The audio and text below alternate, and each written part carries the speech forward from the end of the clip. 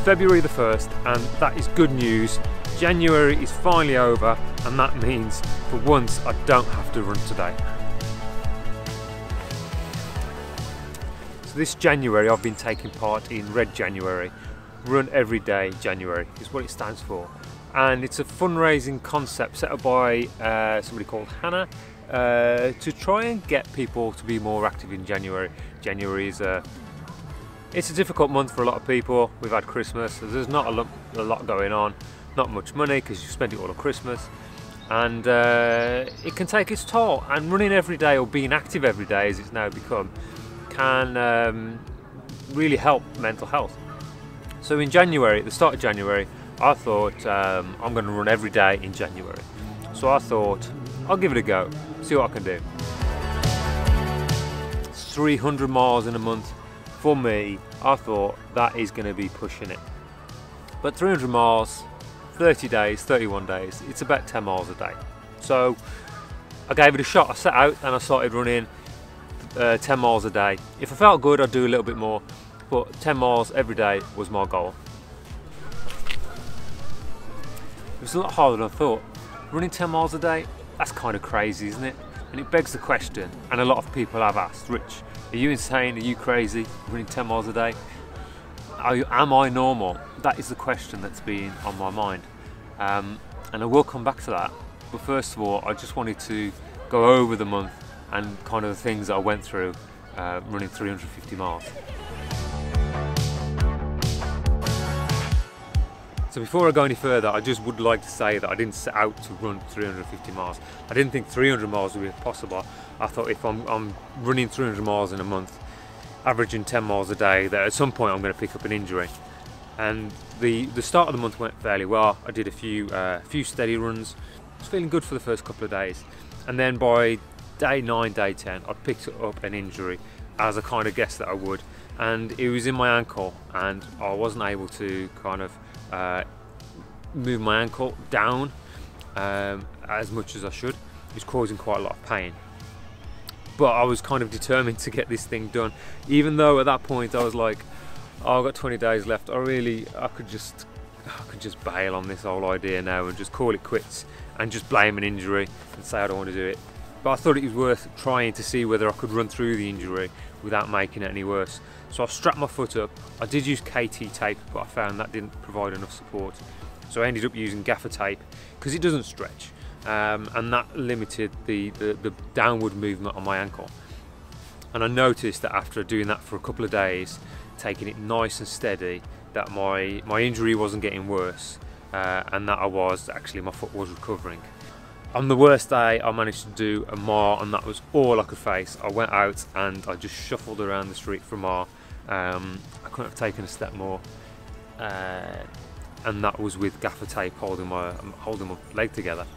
And it goes back to the old saying, if you can't fix it with gaffer tape, you're not using enough gaffer tape, and that apparently applies to my feet as well. So I took it from there. I just took it nice and steady and ran through the injury. My theory being that if you're running through an injury, as long as the injury isn't too bad, I'm not a physio, so don't take any advice from this. Seek professional advice if you are injured. My theory was that increased blood flow during exercise will speed up the recovery of the injury. But that was just my thoughts on it. That was my theory, and on this case I think I was lucky and it paid off. And that really was the only physical issue I had. The rest of it was mental, completely mental challenges throughout the month. You know, you start off easy and it starts quite comfortable, but then by the middle of the month I've overcome the injury and I'm thinking, oh, I've still got like 15 days of this or 10 days of this. It's going on forever, this thing. And then we've had all the weather issues. You know, we've had a lot of snow this January. It's been quite icy throughout the month, as January is anyway. And you just you get home from work, you're absolutely knackered from work, and you sit there on the sofa thinking, do I really want to go out now? Do I really want to go out for 2 hours and run? And in a lot of the cases, the honest answer was no, I didn't want to go out for a run. But if I didn't go out for a run, then this whole Run Every Day January challenge was over. So if I didn't go out, I was quitting on the 30-day challenge. And that brings me back to the question, am I normal to run 350 miles? And is it a normal thing to do? I don't think it is a normal thing to do. I think if you're running 350 miles in a month, it takes a lot of determination. You've got to have that base fitness there, and it takes a lot of time. You know, it is quite a challenging thing to do. But I don't think I'm abnormal in doing it. I think it comes down to a number of things. Firstly, I think we are all the sum of the 5 people we hang around the most.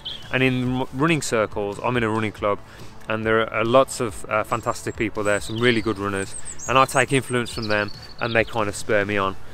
You know, in this leaderboard, this distance leaderboard that my running club have, the top 5 guys all ran over 300 miles in a month, which I think is just incredible.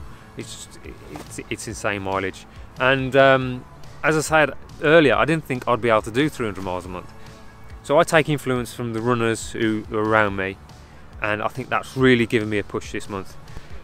And if this whole month of running has taught me just one thing, it's about having self-confidence, and not necessarily confidence in being able to achieve a goal, just confidence in starting something, confidence in it doesn't matter what the end goal is. It doesn't matter whether it's 200 miles or 250, 300 miles. That doesn't matter. That's just like incomprehensible.